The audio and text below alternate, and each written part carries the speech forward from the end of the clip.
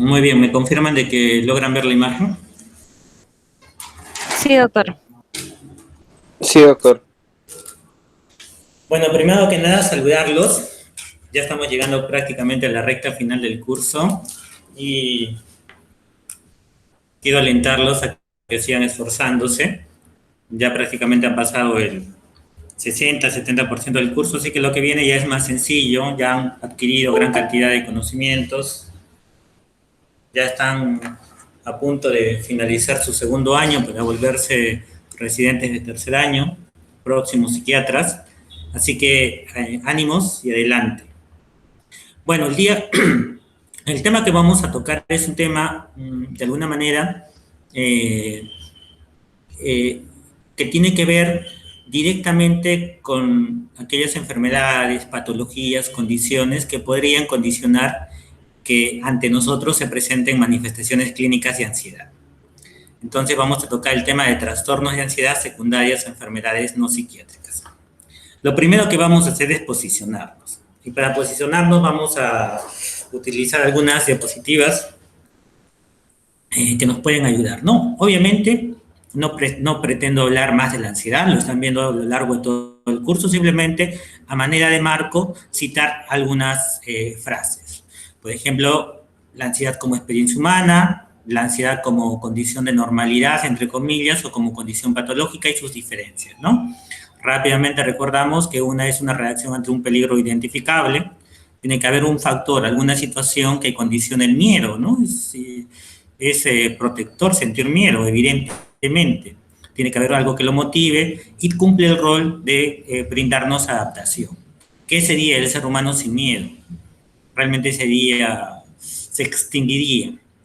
Pero conocemos la ansiedad patológica, que es motivo de nuestro trabajo, de nuestro esfuerzo, de nuestra especialidad y la razón por la cual nos buscan, que tiene que ser una reacción ante un peligro no identificable, un sentimiento de cierta manera autónomo, independiente, que está por ahí, que no le vemos la causa, el fondo o el trasfondo, y que nos deteriora fundamentalmente nuestro funcionamiento, sea a nivel personal, familiar, laboral, social, y proyectos o planes de vida que tengamos. Entonces, rápidamente acá podemos recordar la metáfora del león que está sediento y que busca beber agua hasta que encuentra un arroyo y va a beber y ve otro león, y como tiene miedo del león, pues no se acerca. Y cuando ya va a fallecer, se avienta frente al otro león y lo único que pasa es que se moja.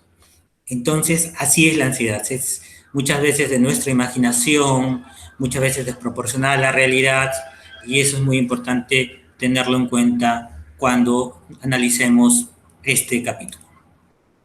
Rápidamente, entonces, podemos decir que la ansiedad es normal o fisiológica, se refiere a una condición de activación que permite al individuo una adecuada respuesta adaptativa ante situaciones de tensión, peligro o amenaza. Es vivida como una respuesta adecuada y necesaria a una situación, como una respuesta legítima a la experiencia. Muy bien.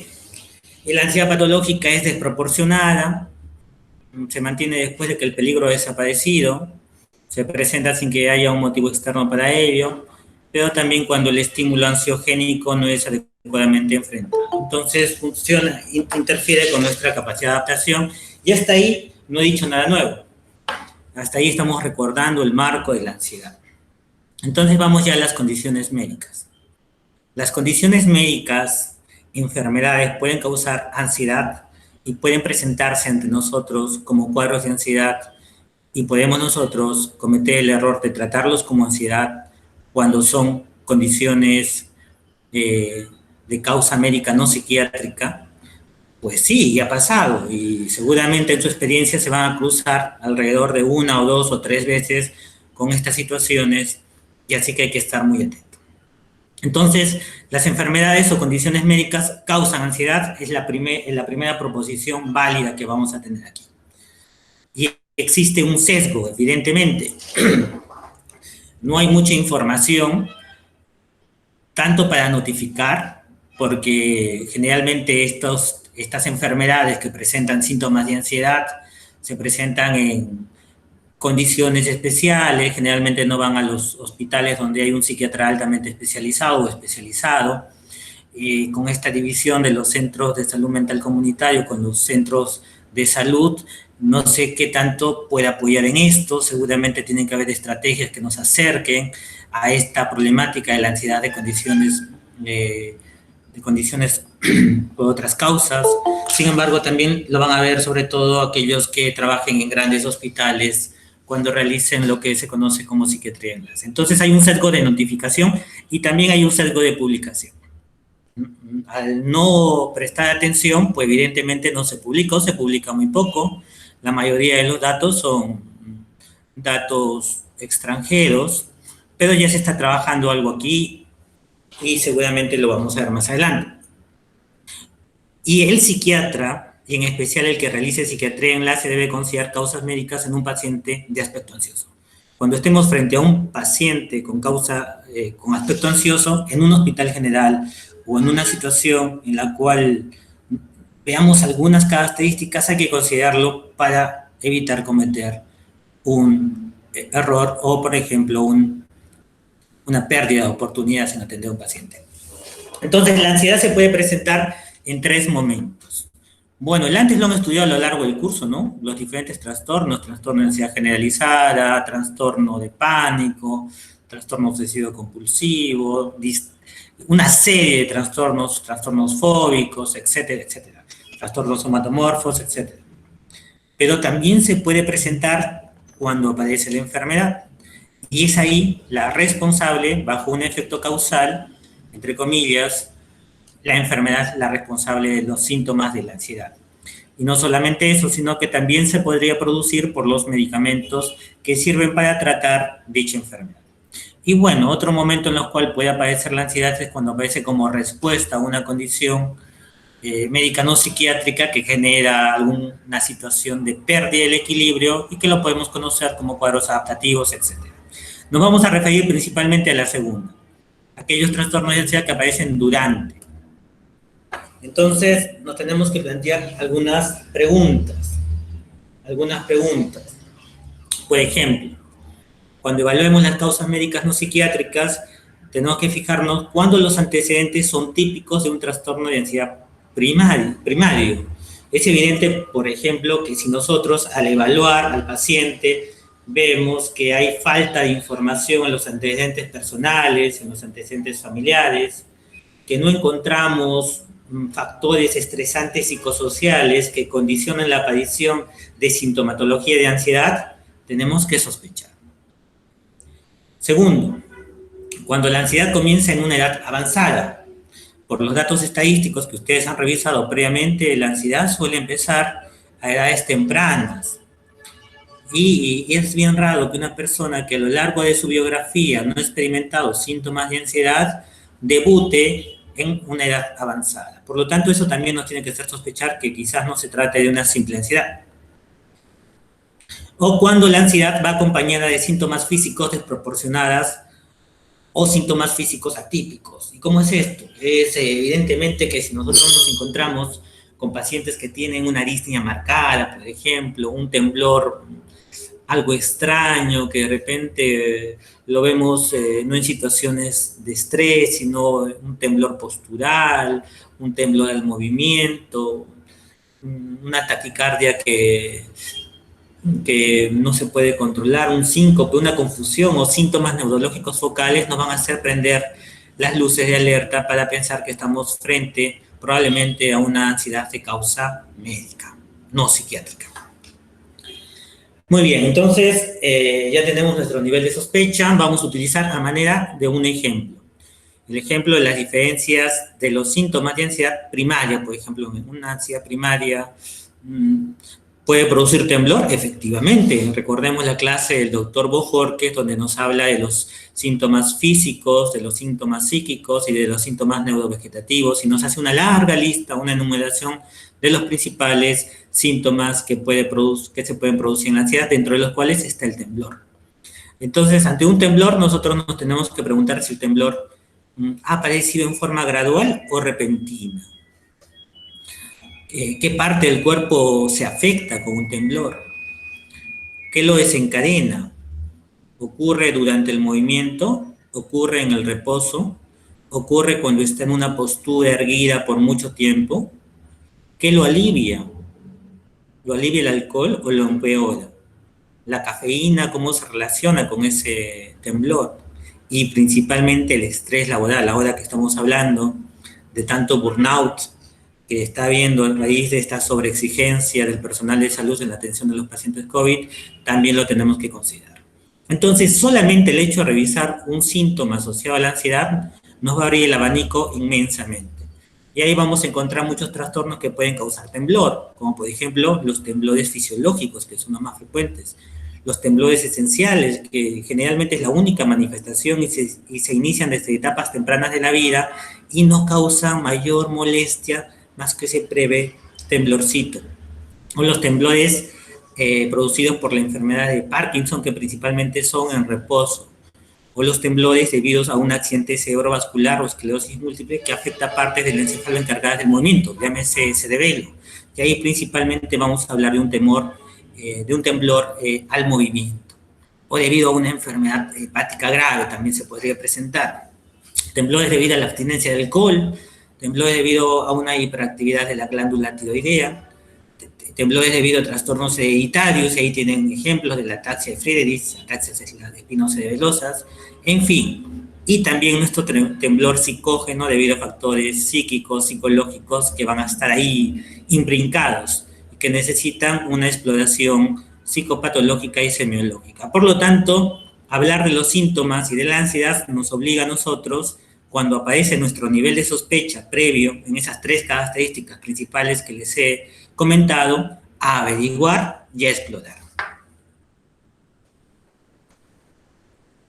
Muy bien, el compendio de psiquiatría de Humberto Rotondo hace alguna alusión. Ellos hablan de trastorno de ansiedad orgánico, lo cito porque es parte de nuestra cátedra. Pronto va a salir una edición corregida y aumentada, esperemos que salga dentro de los siguientes 2 meses. Y bueno, estaremos atentos con qué cambios van a venir en este nuevo convenio de Rotondo. Pero él nos dice en relación a este tema que el cuadro es similar al del trastorno de pánico o al de angustia generalizada. Y ahí no guarden mucha distancia, porque cuando ustedes observen más adelante las entidades nosológicas en forma particular, deben recordar la sintomatología principalmente del pánico y la sintomatología principalmente de un trastorno de ansiedad generalizada, porque suelen parecerse mucho a esas características, no así a otros trastornos de ansiedad. Además, Rotondo dice que la sintomatología es causada por un factor orgánico específico que debe determinarse, y es ahí que invoca la búsqueda, a la causa. Se tiene que invertir el tiempo y el intelecto en encontrarla. Eso sí, nos alerta que el diagnóstico no se da en el estado del delirio. Hay que distinguirlo. Generalmente se debe a factores endocrinos o uso de sustancias psicoactivas, a tumores cerebrales localizados en la zona del tercer ventrículo o cercanos a él, y en epilepsia de origen diencefálico también pueden deberse a embolia pulmonar, enfermedad pulmonar obstructiva, intolerancia a la aspirina, y él sigue hablando de otras causas como las enfermedades del colágeno y la temible brucelosis, que junto a la tuberculosis son enfermedades que se pueden mimetizar en cualquier presentación clínica. También nos habla que la deficiencia de la vitamina B12, enfermedades desmielinizantes, la intoxicación por metales pesados son causas menos probables, pero también pueden provocar la angustia, la ansiedad como sintomatología. Por lo tanto, para que nosotros exploremos esto, necesitamos la receta que nos han dicho desde la primera clase que ingresamos a psiquiatría, que es una historia clínica completa. Una historia clínica que recoja no solamente la anamnesis, sino principalmente los antecedentes familiares, personales, de educación, etcétera y etcétera. Y aparte tenemos que ahí sí atrevernos a hacer un examen físico. No se puede, vamos a tener muchas limitaciones de hacer un diagnóstico diferencial cuando aparecen síntomas de ansiedad que pueden caminar en el límite, en la frontera entre causa médica y causa médica no psiquiátrica, causa psiquiátrica y causa médica no psiquiátrica que se nos presenta. Entonces también nos exige competencias en examen físico, incluido el examen neurológico en forma particular. También evaluación de la función, tenemos que valorar qué rol cumplen los medicamentos y eso nos obliga a investigar. No lo tenemos que recordar todo, pero sí tenemos que investigar lo que se nos presente frente a nosotros. Estudios de diagnóstico dependiendo del cuadro que tengamos que tratar. Por lo tanto, hablar de condiciones médicas asociadas con relación causal a la ansiedad es muy importante en nuestra búsqueda para lograrla. Vamos a hablar de algunas de ellas. Lo primero que vamos a hablar son de las enfermedades endocrinológicas, ¿no? Ahí ustedes van a apreciar una serie de síndromes y enfermedades que hay que tener alerta. Estos son los más frecuentes en la data de los estudios de investigación, son los que más se citan y se reportan. El síndrome carcinoide, que lo vamos a desarrollar brevemente más adelante, y ahí hay que tener mucho cuidado con la serotonina, el síndrome de Cushing, cortisol, el hipo y el hiperparatiroidismo. Esto es pregunta de examen. A veces pensamos que solamente el hipoparatiroidismo produce síntomas de ansiedad. No, también el hiperparatiroidismo, recordémoslo, por favor. El síndrome premenstrual, el feocromocitoma, ya veremos cuál es el rol de las catecolaminas ahí en la médula suprarrenal. La hipoglicemia, que es muy frecuente. El hipo y el hipertiroidismo, al igual que la misma lógica del hiperparatiroidismo, y la diabetes mellitus le hemos ingresado. Y le hemos ingresado porque hay mucha data nueva en relación a diabetes mellitus, así que hay que estar alertas. Muy bien, entonces hablemos principalmente ahora de la enfermedad de la tiroides. Lo que tenemos que recordar es que los síntomas de la ansiedad ocurren comúnmente entre individuos con enfermedad de tiroides, es algo muy frecuente. Por ejemplo, tenemos que en algunos estudios se encontró que en aquellos pacientes, en una corte de pacientes con diagnóstico de enfermedad o con criterios que cumplían los criterios de trastorno de ansiedad generalizada y cumplían los criterios de depresión mayor, presentaban enfermedad de Graves fase 2. En una población, casi el 60% presentaba enfermedad de Graves fase 2, pero aquella en una población especial que fue circunscrita en un hospital general. Entonces, esa población muy particular que reunía los criterios, en el fondo tenía una enfermedad de Graves fase 2. Obviamente era una población que estaba en una sala de medicina. Bueno, el hipertiroidismo puede ser de difícil distinción con un trastorno de ansiedad primaria. Efectivamente, los signos que pueden sugerir, por ejemplo, un cuadro de tirotoxicosis, que puede incluir la taquicardia, las palmas calientes o palmas secas, la fatiga, el deseo de estar permanentemente activo, también lo va a presentar la ansiedad. Entonces eso complica a veces nuestra labor. La mejora de la ansiedad suele ser paralela al éxito del tratamiento del hipertiroidismo, y esa es una observación que marca una aclaración diagnóstica. La respuesta al tratamiento cuando vamos a dar los medicamentos, cuando mejora, entonces cuando hay respuesta al tratamiento, también desaparece la sintomatología de ansiedad, y eso es muy importante para considerar el diagnóstico diferencial. Se debe considerar un ensayo de detección de la hormona estimulante. Efectivamente, ante la duda tenemos que pedir la hormona estimulante de la tiroides para pacientes con trastorno de ansiedad, sobre todo de las características previamente mencionadas, ¿no? De reciente aparición en personas de edad alta, que no tienen antecedentes en los cuales pongamos tener claramente que tienen una biografía alrededor de la ansiedad, o en una ansiedad que sea resistente al tratamiento. En esos casos hay que solicitar esta prueba de hormona estimulante de la tiroides para ver cuál es la situación. Entonces, reafirmando, hay varios mecanismos asociados entre las anomalías del eje tiroideo y los síntomas del estado del ánimo o la ansiedad. Una serie de datos se reportan. Hasta un tercio de pacientes, por ejemplo, Joff encontró de pacientes deprimidos, se produce una respuesta atenuada de la hormona estimulante de la tiroides a la estimulación de la hormona liberadora tirotrofina, muchos de los cuales pueden tener síntomas de ansiedad concomitantes. La sobrereactividad adrenérgica que acompaña al hipertiroidismo proporciona una explicación fácil de su asociación con la ansiedad. Finalmente, las hormonas tiroideas interactúan con los neurotransmisores cerebrales, tanto a nivel serotoninérgico, noradrenérgico, y no obstante esa asociación entre el eje tiroideo y la ansiedad todavía hay mucho por esclarecer. Entonces, ahí tienen su primer nivel de sospecha. Hablemos un poco de la diabetes. La diabetes mellitus, ya hay estudios donde reportan que se ha descrito que los pacientes con diabetes mellitus, comparados con la población en general, tienen 2 veces más riesgo de desarrollar trastornos del ánimo y trastornos de ansiedad. Y muchas veces ahí el tema es cómo distinguir lo que sea, no puede hacer una reacción psicológica, adaptativa del cuadro propio. Se ha tratado de deslindar variables, aún está en estudio, pero ya hay sospechas de que sería o se articularía de manera independiente. La ansiedad conlleva un estrés psicológico crónico que puede presentar un hipercortisolismo por activación del eje hipotálamo, pituitario, suprarrenal. El sistema nervioso simpático aumenta la agregación plaquetaria y respuesta inflamatoria, teniendo efectos a nivel del páncreas, disminuyendo la sensibilidad de la insulina y exacerbando la intolerancia a la glucosa. Aparentemente hay una relación estrecha que está en franco proceso de investigación. Hablemos de enfermedades cardiovasculares.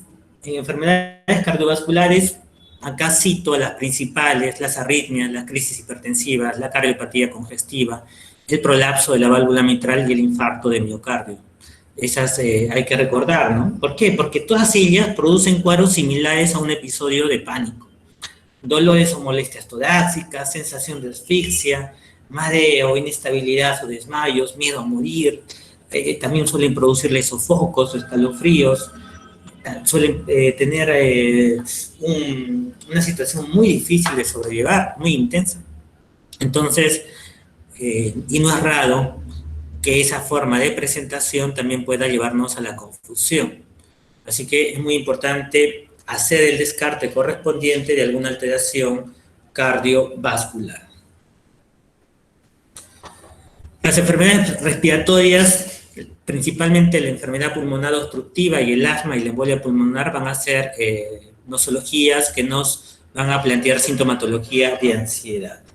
Las tasas del trastorno de pánico entre personas que han experimentado asma y enfermedad pulmonar obstructiva crónica son más altas que la población en general. Eso es algo que ha sido reportado por una serie de papers y es muy importante tomarlo en cuenta.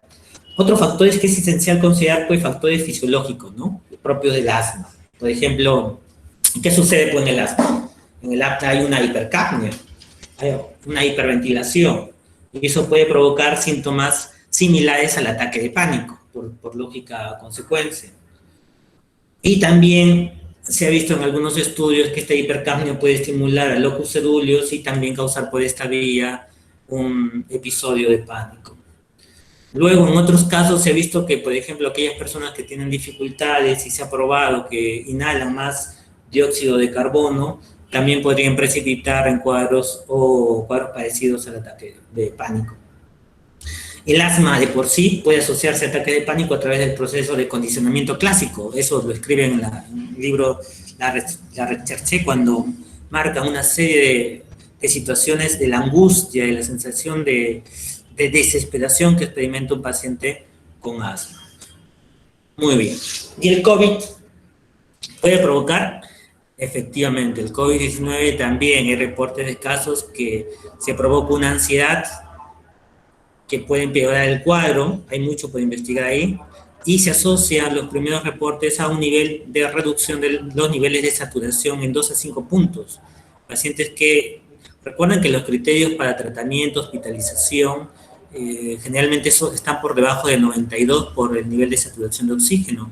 Y muchas veces estos pacientes que experimentan ansiedad durante la enfermedad de la COVID-19 hacen 2 o 3 o 4 o 5 puntos menos, los cuales podría determinar algunas decisiones de hospitalización. Y una de las recomendaciones que se han desarrollado, está en proceso en las guías, es calmar la ansiedad, ¿no? Calmar es fundamental, contribuyendo así a un círculo vicioso que los síntomas pulmonares por la COVID-19 y la ansiedad se exacerben entre sí. Y a quienes han tenido o hemos tenido familiares con la COVID-19, hemos visto su angustia, la ansiedad que les provoca solamente el hecho y la incertidumbre de saber si van a o no vivir, ¿no? Conversen con pacientes con COVID-19 y van a ver que experimentan mucho temor y que ese temor también deteriora su saturación de oxígeno. Muy bien, entonces podemos resumir que los pacientes con enfermedad pulmonar a menudo experimentan síntomas de ansiedad, que las tasas del trastorno de pánico entre personas con asma y enfermedad pulmonar obstructiva crónica son más altas que entre la población en general, que tanto la hipercapnia como la hiperventilación pueden provocar síntomas de un ataque de pánico, que debido a que un ataque de asma grave es tan aterrador, una sensación futura de disnea leve podría precipitar un episodio de pánico. Condicionamiento clásico, ¿no? Varios medicamentos para el asma pueden causar ansiedad, ya los vamos a ver, y la embolia pulmonar también puede provocar síntomas de ansiedad, sobre todo cuando los trombos son pequeñitos, a veces no identificables en las imágenes clásicas, y provocan ansiedad. Entonces ahí tienen, les dejo una muestra para que lo lean brevemente o más, ¿no? Los betamiméticos, las metilxantinas, los anticolinérgicos, los corticoides, ¿no? Pueden provocar ansiedad, y ahí tienen los diversos mecanismos de acción y los efectos colaterales para que revisen. Muy bien, enfermedades neurológicas, tenemos una larga lista, no nos vamos a detener en todas, solamente las vamos a enumerar. La enfermedad vascular cerebral, la enfermedad de Parkinson, la esclerosis múltiple, la enfermedad de Huntington, la enfermedad de Wilson, la encefalopatía postraumática, la encefalitis, la neurosífilis, los meningiomas, los tumores cerebrales metastásicos y la epilepsia. Pero vamos a revisar algunos. Empecemos por el Parkinson. Estos trastornos son mucho más comunes entre los pacientes con enfermedad de Parkinson que en la población en general. Por ejemplo, la ansiedad a menudo aparece después de las manifestaciones de los síntomas de la enfermedad de Parkinson. Algunas personas pueden desarrollar síntomas como ansiedad social, por ejemplo, ¿no? Porque se avergüenzan de las manifestaciones que provoca la enfermedad. Esta parte sería como medio adaptativa, más que propiamente de la enfermedad, pero también hay síntomas de la ansiedad que no han sido claramente delimitados. Los síntomas de depresión y ansiedad, porque la depresión también es un factor que ocasiona el Parkinson, a menudo coexisten entre individuos con la enfermedad de Parkinson. Por ejemplo, ahí se ha hablado de los procesos neurobiológicos de la ansiedad en la enfermedad de Parkinson. No se ha delineado claramente, pero hay evidencia limitada, por ejemplo, que existiría algunas anomalías en neurotransmisores, principalmente en neurotransmisores noradrenérgicos, principalmente a nivel central. La ansiedad también puede deberse a los medicamentos utilizados para tratar la enfermedad de Parkinson, como la levodopa o la pergolida, y la ansiedad también puede ocurrir con la disminución de los niveles de dopamina. Entonces tenemos que el Parkinson nos plantea varias ecuaciones por donde podría padecerse la ansiedad. La ansiedad después de un accidente cerebrovascular. La ansiedad posterior al accidente cerebrovascular puede ocurrir como un síntoma en el síndrome de depresión posterior al accidente cerebrovascular. Por ejemplo, ¿qué se ha visto? Se ha visto que alrededor de los pacientes que han sufrido un accidente cerebrovascular, alrededor del 31% en varios estudios, al menos en los que he revisado, presentan cuadros de trastorno de ansiedad generalizada. Y esos mismos pacientes pueden presentarlo pueden presentar ese cuadro de trastorno de ansiedad generalizada como a corto tiempo, en un promedio de 3 meses. Pero cuando se hace un corte y se mira a los 3 años, el 19% sigue con los trastornos de ansiedad generalizada. Entonces nos plantea ese reto. Cuando aparecen después de un accidente cerebrovascular, se ha demostrado que los síntomas de ansiedad persisten en muchas personas. Cuando aparecen los síntomas de ansiedad, llegan y se quedan en los accidentes cerebrovasculares, no se van. La ansiedad se ha asociado con lesiones del hemisferio derecho, mientras que la depresión o la depresión con ansiedad se asocian más comúnmente con lesiones del hemisferio izquierdo. Convulsiones, a ver qué pasó con las convulsiones. ¿Los síntomas de ansiedad pueden deberse a las convulsiones? Pues sí. La ansiedad, para los que hemos tenido la oportunidad de ver cuadros de convulsiones, o ustedes mismos de repente los que han tenido oportunidad de ver la terapia electroconvulsiva y el paciente lo han visto convulsionar, inmediatamente después que se duerme aparece una sensación de ansiedad, de intenso malestar. Las convulsiones parciales complejas pueden ir acompañadas de síntomas de trastorno de pánico, que incluyen el miedo, la despersonalización, la realización, los mareos y las parestesias. Por lo tanto, ese es el reto, ¿no? No las convulsiones típicamente clásicas, sino principalmente las parciales complejas, porque se mimetizan con los episodios de pánico. Un grupo, por ejemplo, utilizó un monitoreo con electroencefalograma y midieron, ¿no? Pacientes con ataques de pánico atípicos. Encontraron una población que presentaban ataques de pánico atípicos, al menos así lo han catalogado. Y lo que encontraron es que esos cambios electroencefalográficos que se presentaban eran realmente de convulsiones, habían tenido cuadros de convulsión. Entonces había habido esa sobreagregación. Muy bien, no sé si la reconocen, se llama Cristina, fue presidente de Argentina, y bueno, ¿no? ¿Por qué la traigo acá a Cristina? Porque ella tiene un corte, se logran ver a nivel del cuello, es una cicatriz, se sometió a una cirugía de extirpación de la glándula tiroides. Lo que pasó es que muchas veces cuando uno extirpa la glándula tiroides también se lleva, no es el objetivo de la cirugía, pero ocurre, es una complicación frecuente, las glándulas paratiroides. Y cuando se lleva las glándulas paratiroides puede aparecer el hipoparatiroidismo lógico y la ansiedad puede estar asociada justamente a lo que produce el hipoparatiroidismo, la hipocalcemia y la hipomagnesemia. Y yo recuerdo aquí un caso de mi experiencia personal cuando atendía pacientes. Me llegó una paciente que había tenido una larga data de atención por ansiedad y resulta que había sido sometida a una cirugía, pero como usaba una especie de collera porque quería ocultar su cicatriz, no se lograba, no respondía al tratamiento. Y no padeció la dura, hasta que se logra, un día habrá salido rápido y se lo logra ver la cicatriz. Entonces ahí te plantea la duda. Entonces hay que estar muy atentos con eso. Entonces vamos a hablar de los tumores endocrinos también, ¿no? Los tumores neuroendocrinos principalmente tienen que recordar principalmente dos. He puesto tres, pero principalmente dos: el síndrome carcinoide y el feocromocitoma. La foto es del síndrome carcinoide, esa rubefacción facial la vamos a encontrar típicamente cuando estemos frente a un paciente que tiene un síndrome carcinoide, que es por el aumento de la serotonina principalmente. Se asocia también a cuadros de otra índole, pero quiero que lo tengan por ahí presente. Y el otro es el feocromocitoma. ¿Por qué es importante el feocromocitoma? Ahí es el aumento de la producción de catecolaminas a nivel de la médula suprarrenal, y esto va a ocasionar algunas alteraciones en los pacientes, caracterizadas también por síntomas de ansiedad. Ahí tendremos que estar atentos con la hipertensión, porque ahí, por ejemplo, a nivel del feocromocitoma siempre se va a hacer la sugerencia. Recordarán ustedes de las 5 H, ¿no? Tenemos que encontrar hipertensión arterial, hiperhidrosis, hipermetabolismo, hiperglicemia y dolor de cabeza. Pero ese dolor de cabeza va muchas veces predecido o acompañado de síntomas de ansiedad.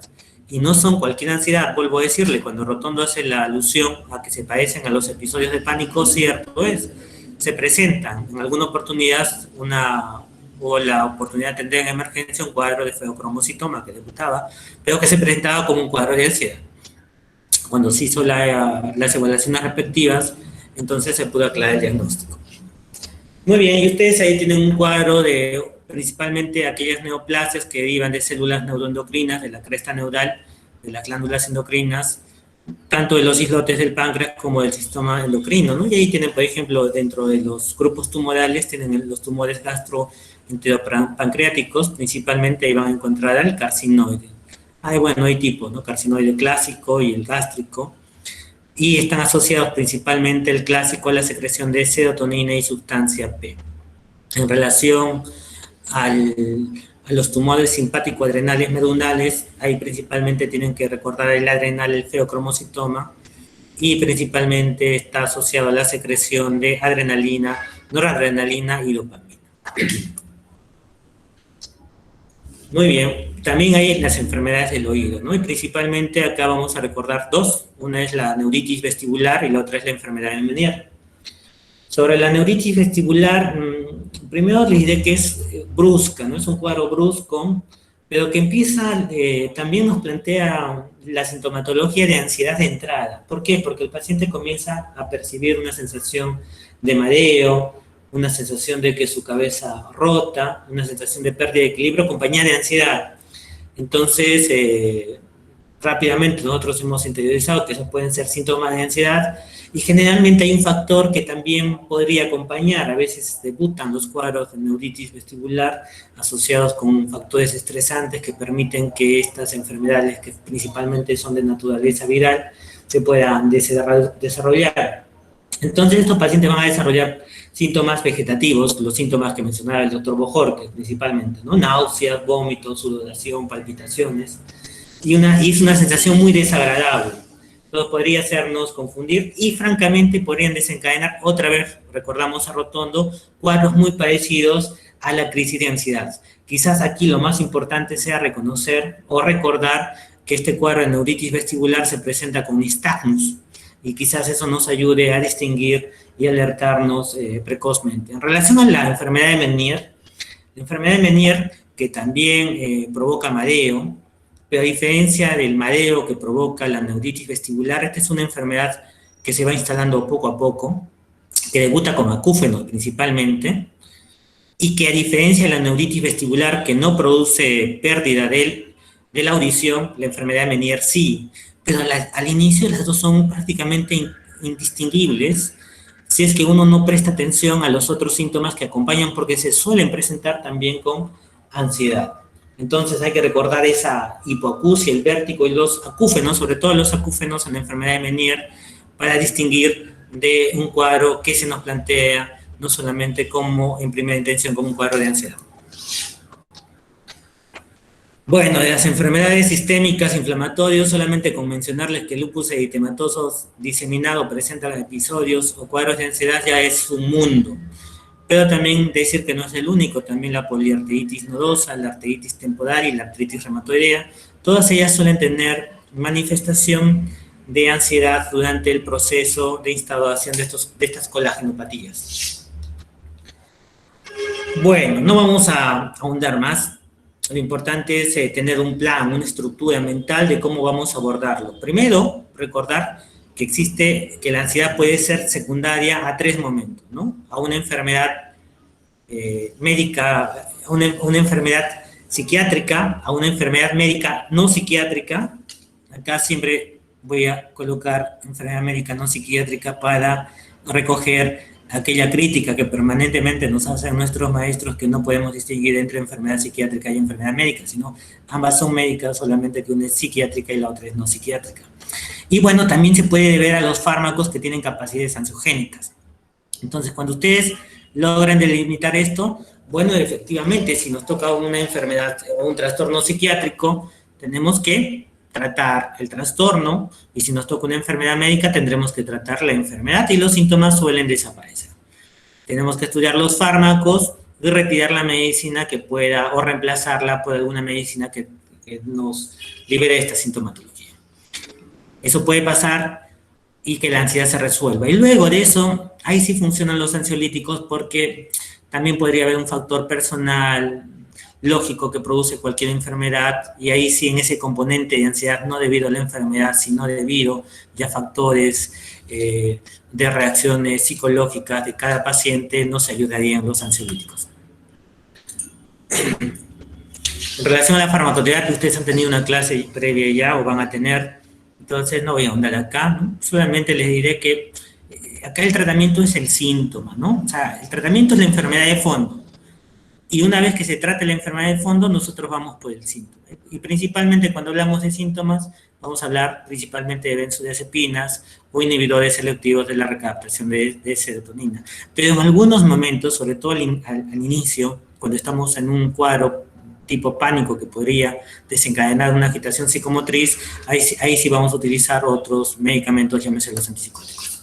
Entonces, no es exclusivo de los ansiolíticos, se pueden usar antidepresivos, antipsicóticos, beta bloqueadores, porque los bloqueadores beta-adrenérgicos producen efectos ansiolíticos al bloqueo de la hiperactividad autónoma, antihistamínicos y anticonvulsivantes en algunos casos, dependiendo del cuadro de fondo.